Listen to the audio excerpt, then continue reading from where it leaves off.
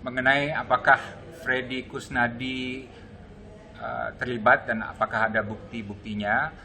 Yang jelas polisi mempunyai bukti yang cukup sehingga memutuskan untuk menangkap Freddy pada tanggal 11 November jam 9 malam tahun 2020. Right? Dan ini sudah ada kesaksiannya. Ini adalah fakta, saksinya adalah para satpam yang ada di kompleks itu dan mereka melihat sendiri Freddy ditangkap dan dibawa dengan mobil oleh polisi. Tentu sayangnya yang menjadi pertanyaan besar mengapa Freddy setelah ditangkap polisi malam itu, tentunya dengan bukti-bukti yang didapat dari atau keterangan yang didapat oleh polisi sendiri, malam itu langsung dibebaskan tanpa proses yang jelas dan transparan, dan saya sendiri tidak pernah diberitahu, keluarga korban juga tidak pernah diberitahu bahwa ada orang bernama Freddy yang pernah ditangkap dan kemudian dibebaskan. Jadi ada sesuatu yang tidak beres di sini. Dan bukti lain adalah Freddy ternyata adalah orang yang membalik namakan sertifikat ibu saya yang di rumah di Jalan Paradiso.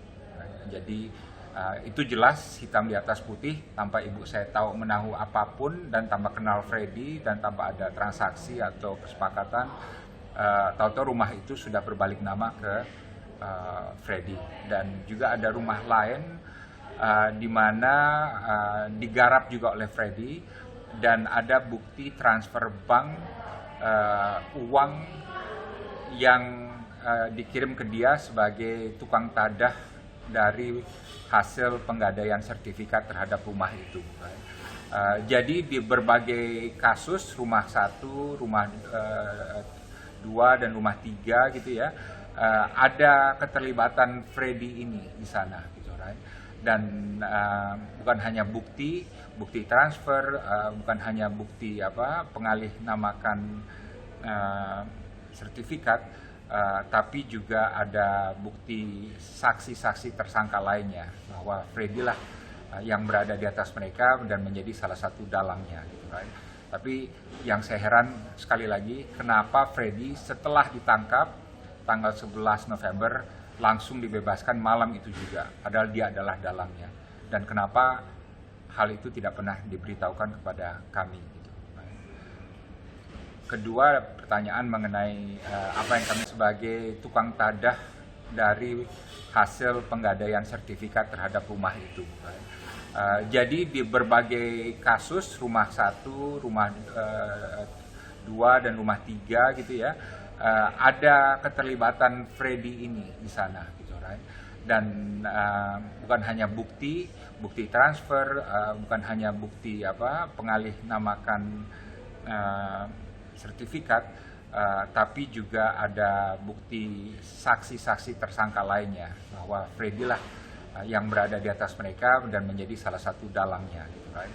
Tapi yang saya heran sekali lagi, kenapa Freddy setelah ditangkap tanggal 11 November langsung dibebaskan malam itu juga, padahal dia adalah dalangnya, dan kenapa hal itu tidak pernah diberitahukan kepada kami. Kedua, pertanyaan mengenai apa yang kami harapkan dari Polda Metro. Intinya gini, kasus ini adalah kasus yang sangat menjadi perhatian masyarakat. Ya. Banyak korban yang mengeluh bahwa mereka telah menjadi korban penipuan dan banyak yang merasa mereka tidak bisa apa-apa dan merasa pasrah.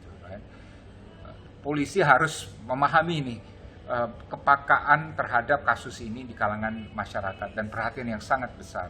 Jadi satu-satunya cara polisi harus benar-benar menangani hal ini secara murni, secara profesional ya, dan secara tuntas. Jangan ada kasus yang dipelihara dan jangan sampai ada kolusi dengan sindikat manapun, karena sindikat ini modus operandinya hanya satu, yaitu berkolusi. Ya, berkolusi dengan orang dalam.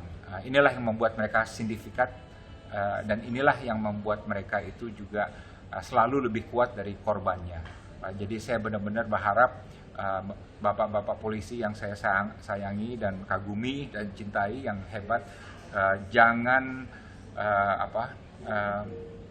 jangan sampai kalah oleh sindikat ini. Ya. Menangilah perang yang baik ini ya, dan tegakkan hukum dan tangkap mafia tanah dan tangkap dalang yang sebenarnya. Jangan hanya menangkap kroco-kroconya sementara dalang-dalangnya tersenyum di luar, tertawa-tawa melihat yang mereka selalu lolos dengan lihai. Seperti mereka lolos tanggal 11 November 2020 jam 9 malam itu. Mas